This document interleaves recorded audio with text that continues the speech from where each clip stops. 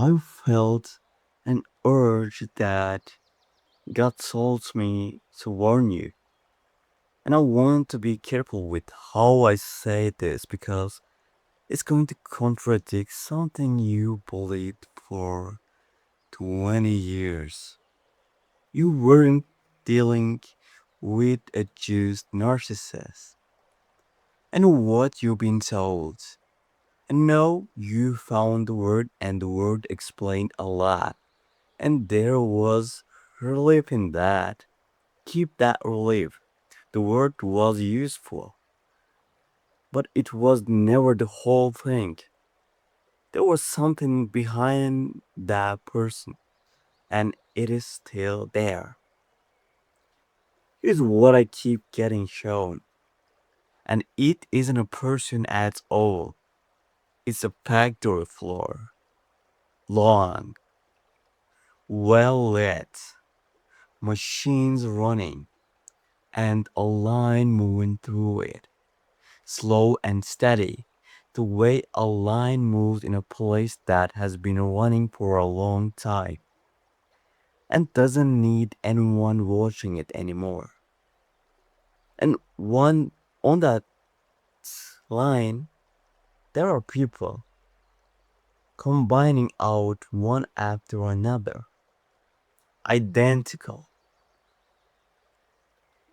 Now stay with me because this is the part that's going to explain 20 years of your life. You have met more than one of them. Different faces, different jobs, different decades.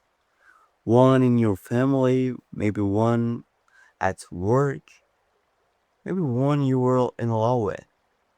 And you have noticed, you knew that all along.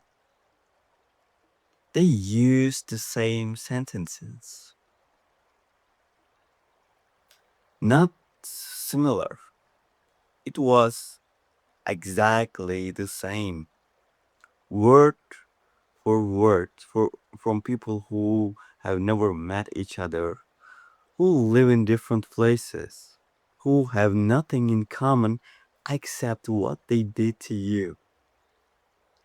You thought about that before. You thought that's strange.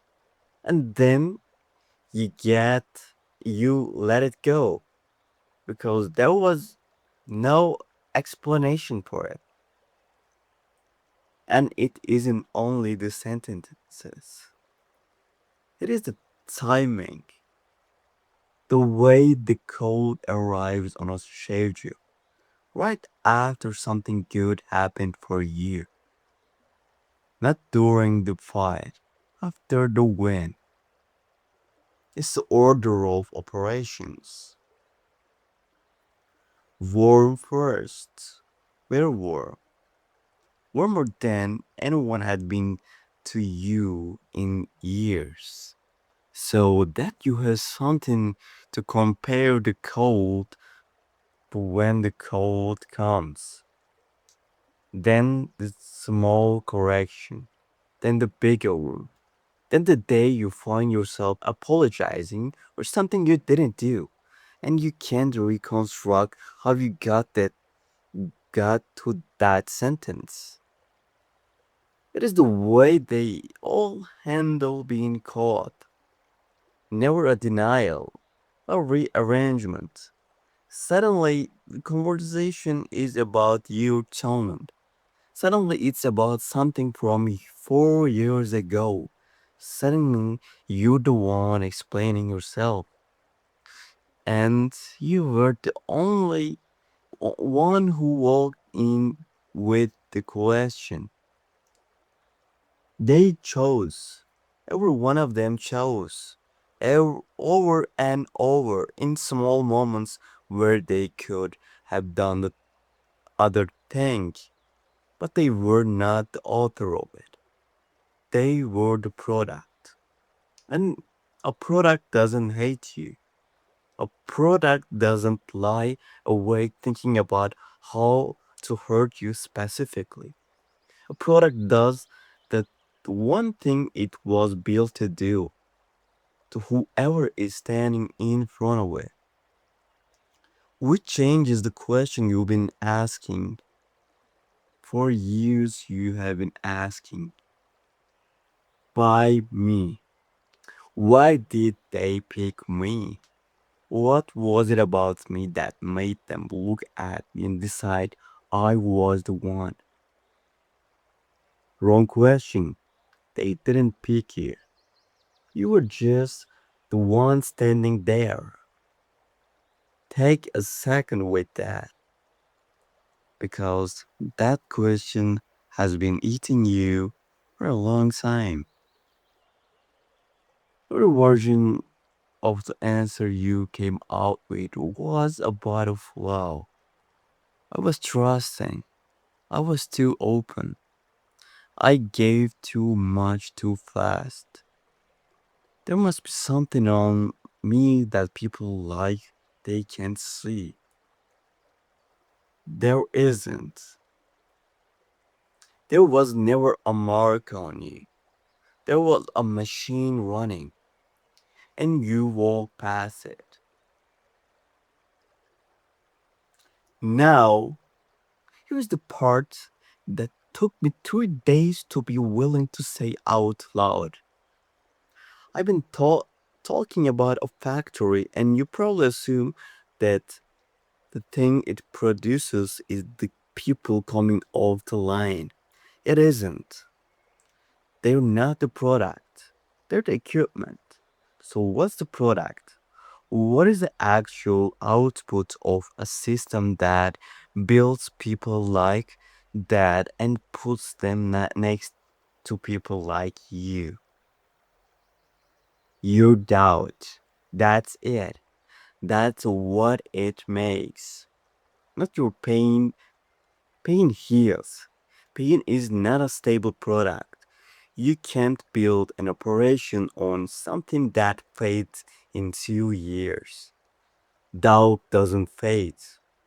Doubt is durable. Doubt compounds. Look at what that thing actually left you with. Not bruises. A question. I'm too much. I'm remembering it wrong. Was I the difficult one? Am I the problem? You've carried that question into rooms that had nothing to do with them, into jobs, into friendship, into every relationship since. That question is the product, and it has been working long after the person who installed it stopped being anywhere near you. Think about what that question has actually cost you, not feelings, indecisions. Because you weren't sure you read was right, the thing you were owed and didn't ask for. Because asking felt like being difficult. The person you kept at arm's length because you no longer trusted your own judgment about people. And it seemed safer to stay out. That's the yield. Or one of those is a moment where you were about to take up your actual size. And the question got there first. And here's the efficiency of it, which is the part that should make you angry. They all had to be near you for a while. You did the rest. 4 years. On your own. Free of charge. Running their argument in your head. In rooms they were never in. About decisions they never knew about. That's not a person hurting you.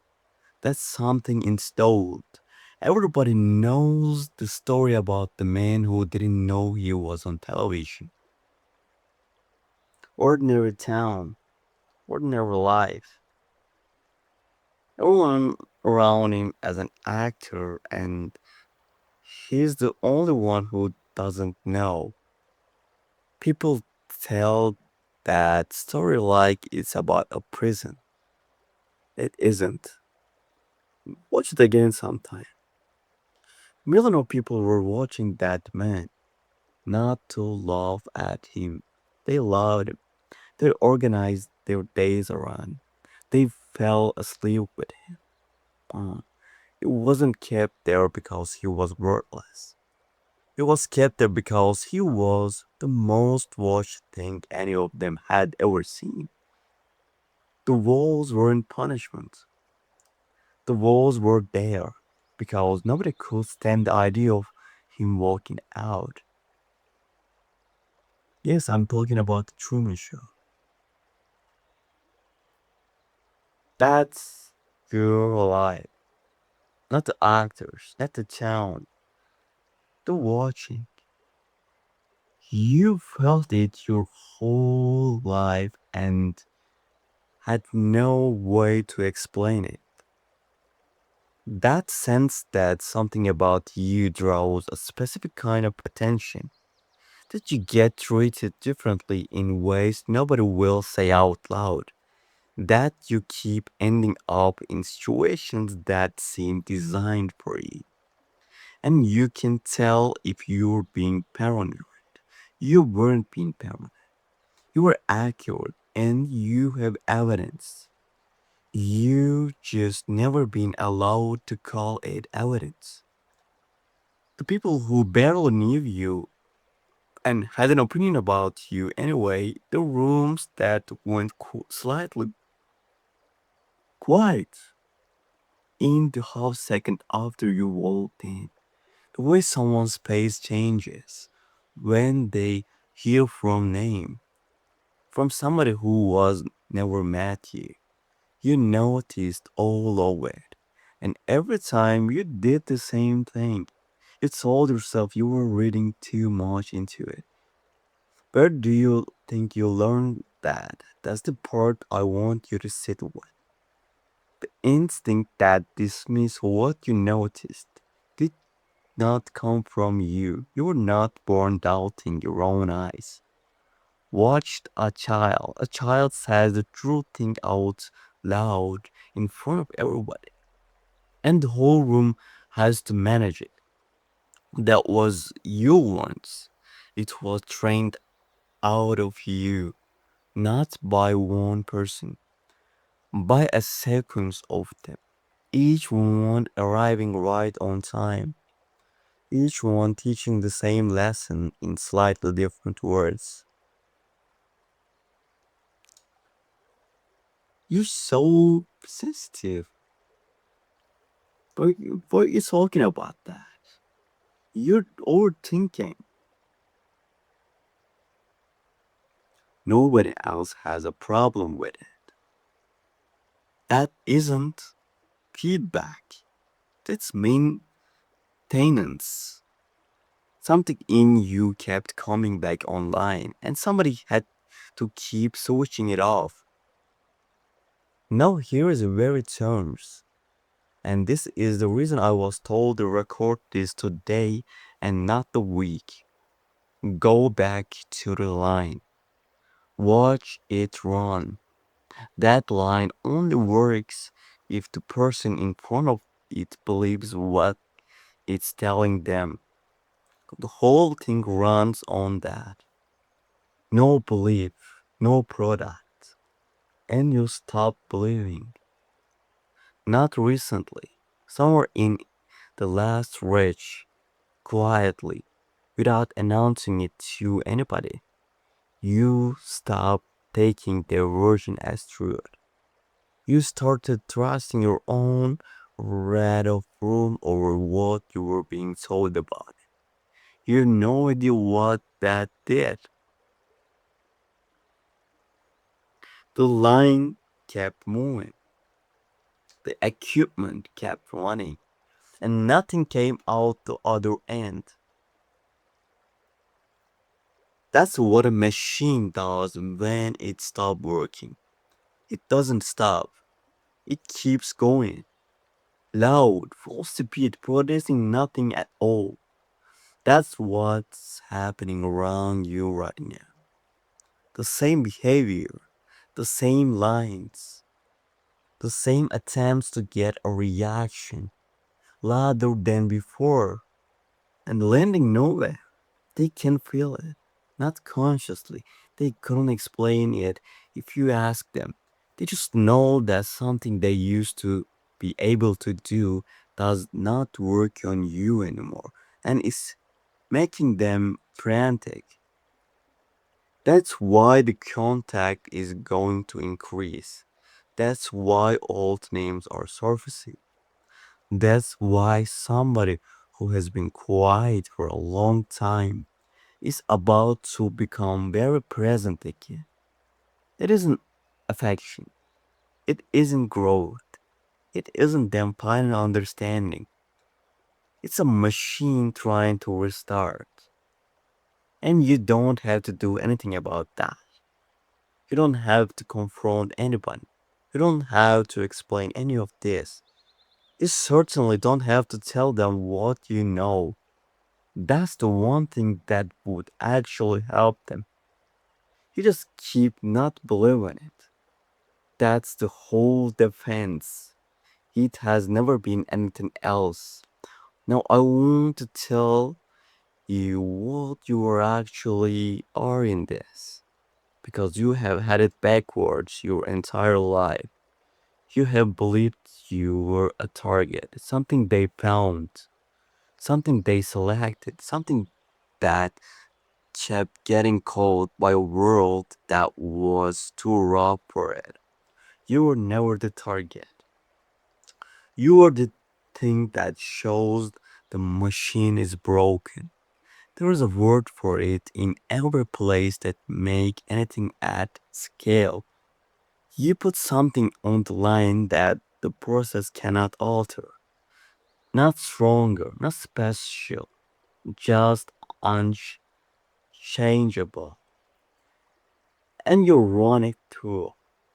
And if it comes out the other side looking exactly like it did going in, you know something is wrong with the machine. That's you. They ran it on you and you came out the other side. Still soft where you were soft. Still honest where you were honest. Still unable to do people what was done to you. That result is not supposed to happen. That result is the alarm. And it explains something you never been able to explain. Why you? Why more than one? Why they seem to find you? They don't find you.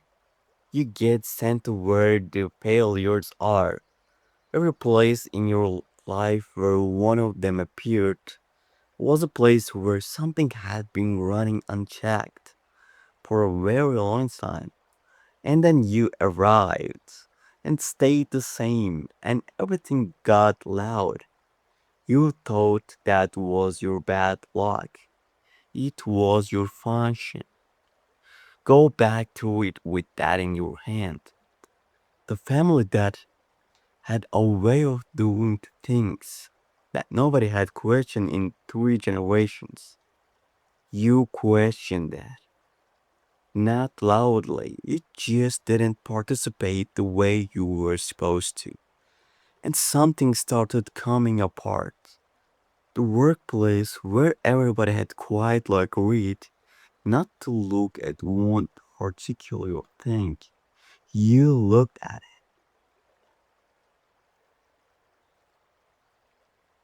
And within a year, you were the difficult one.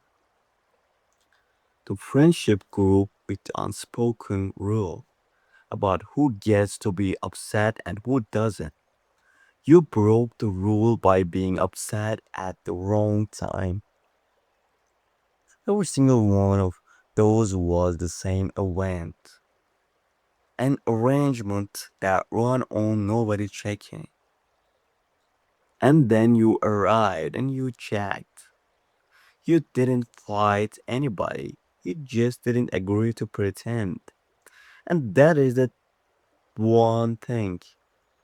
A system built on pretending cannot survive being near, which is why it's always escalated. You notice that too, that it never stays small. that the reaction to you was always somehow bigger than what you'd actually done. You've been told that's because you provoke people. It isn't. I think that runs on agreement not to respond calmly to the one person who won't agree. It responds like an alarm, loud, disproportionate, and entirely about itself. There's one more thing, and then I'll leave it.